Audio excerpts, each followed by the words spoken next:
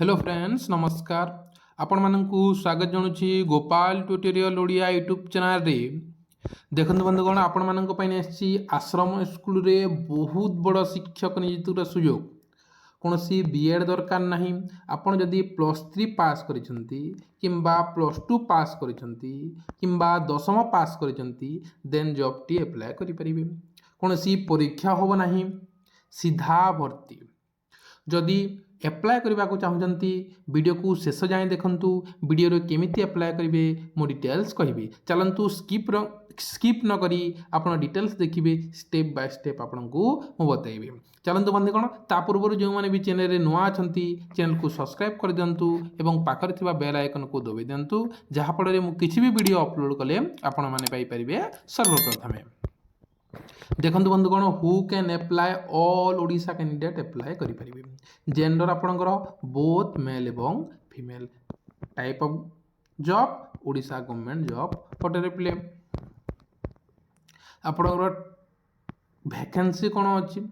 Teacher vacancy अच्छी accountant अच्छी watchman अच्छी आपण 10 पास करते आपण वॉचमैन जॉब करें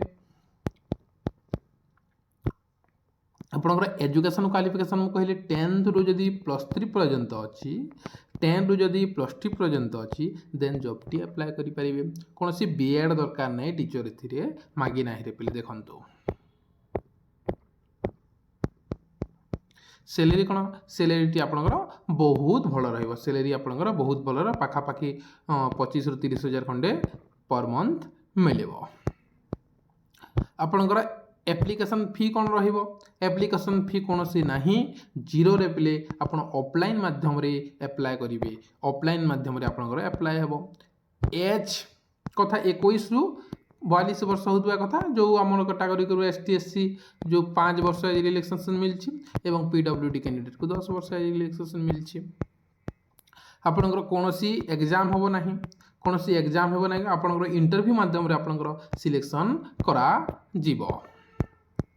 आपनकर डॉक्यूमेंट कौन कौन दरकार आपनकर document all education certificate 10th हो गला +2 हो गला ग्रेजुएशन हो गला photo passport size photo caste certificate अच्छे caste certificate any identity proof गुटे दे पारिबे यार अप्लाई टी स्टार्ट हो गला रे प्ले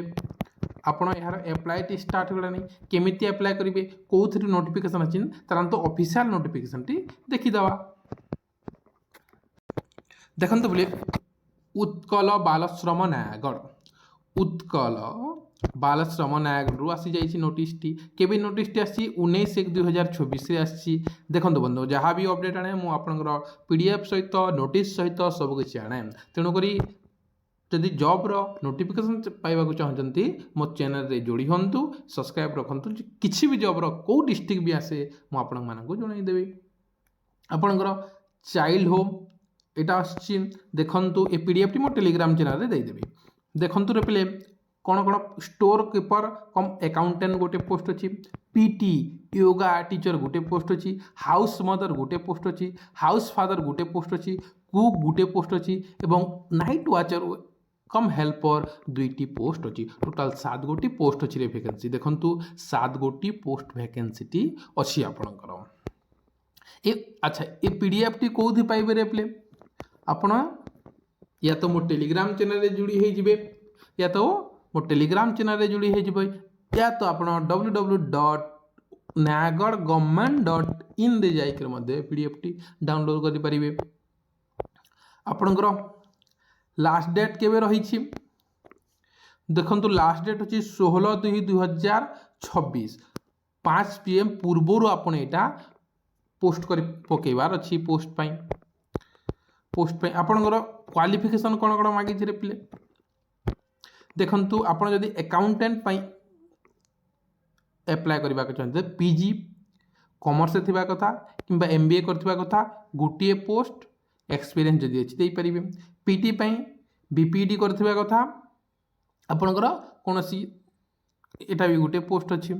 देखंतु house mother bachelor in arts आपण आर्ट्स करिसंती देन जॉब टी अप्लाई करि परिबे कोनोसी बीएड दरकार नहीं house father bachelor in science करिसंती देन अप्लाई करि परिबे कुक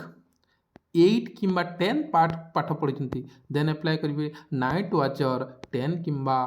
8 किंबा 10 पढ़े दुईटा गोटे ए एप्लाय करेंगे पिले। अच्छा कहल